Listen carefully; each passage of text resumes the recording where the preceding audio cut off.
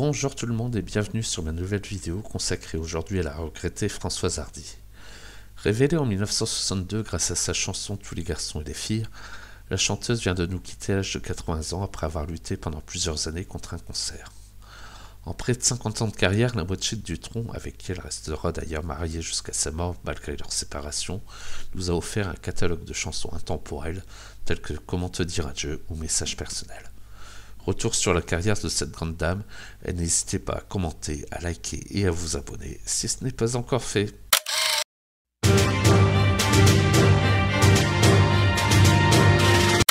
Moulin Rouge, avec la magnifique Nicole Kidman. À travers ce périple en allant dans cette région sauvage où aucun homme civilisé n'a jamais.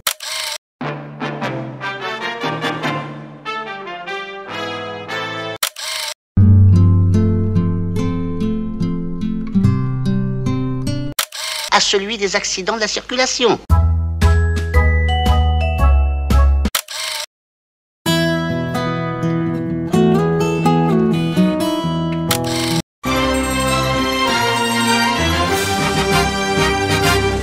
Née le 17 janvier 1944, la jeune Françoise Hardy grandit modestement dans un 2 pièces avec sa mère et sa sœur.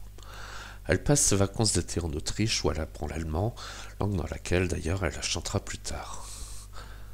Adolescente, elle se plonge dans la littérature et écoute à la radio des artistes comme Tino Rossi ou Luis Mariano, mais c'est la découverte du rock'n'roll et de la musique pop qui marquera le tournant de sa vie. Elle fait sa première télévision le 6 février 1962 avec la chanson La fille avec toi et le disque remporte un joli succès au prix de la jeunesse, mais c'est le dimanche 28 octobre 1962 où elle interprète la chanson Tous les garçons et les filles qui change définitivement sa vie. Avec plus de 500 000 exemplaires vendus, la jeune Parisienne fait la une du magazine Paris Match, qui en fait une idole, et c'est à ce moment-là que les choses s'accélèrent. Et avec plus d'1 million de disques vendus, sa popularité dépasse les frontières et même l'Atlantique, où le magazine américain Vogue lui consacre 14 pages. À côté, elle représente Monaco au concours de l'Eurovision, fait ses débuts au cinéma et fait ses premiers postes sur la scène de l'Olympia en 1963 aux côtés de Richard Anthony pendant 8 semaines. Plus rien n'arrête Françoise Hardy qui enchaîne les succès avec des titres comme Le temps de l'amour ou Mon ami la rose et devient ambassadrice de mode pour de grands couturiers comme Yves Saint Laurent ou Paco Rabanne. En 1967, elle forme avec Jacques le couple Dutronc-Hardy qui ne se séparera plus du moins sur le papier et assure une centaine de représentations à travers le monde et interprétera l'année suivante Comment te dire adieu, écrit par le grand Serge Gainsbourg. Après une petite perte de vitesse au début des années 70 et la naissance de son fils Thomas en 1973, la chanteuse fait un retour fulgurant avec l'un de ses albums phares, Message personnel. Elle passe tranquillement de la période yéyé au disco et se marie avec Jacques Dutronc le 30 mars 1981. Elle change alors légèrement son look et sort Moi vouloir toi sur une musique de Louis Chédid en 84 et en 86, et Si je m'en vais avant toi en duo avec Etienne Dao. La chanteuse marquera une pause musicale jusqu'en 1996 où elle signe son retour avec l'album Le Danger, qui est plutôt rock'n'roll.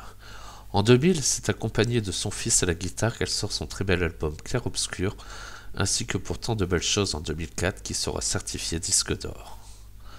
Françoise Hardy recevra le prix de l'artiste-interprète féminine de l'année aux 20e Victoires de la musique et recevra la grande médaille de la chanson française décernée par l'Académie française. Mais derrière cette carrière incroyable, la chanteuse souffre depuis plusieurs années d'un lymphome. Et c'est après la sortie de son 28e et dernier album Personne d'autre qu'elle annonce le 25 juin 2019 être atteinte d'un nouveau cancer dont le traitement l'a rendue sourde d'une oreille et qui lui dorénavant impossible de chanter. Très atteinte et affaiblie, elle demandera le droit à l'euthanasie en France. L'idole devenue icône nous a quittés ce mardi 11 juin à l'âge de 80 ans en nous léguant près de 500 chansons enregistrées en 4 langues, mais toujours avec le même amour et le même mal-être.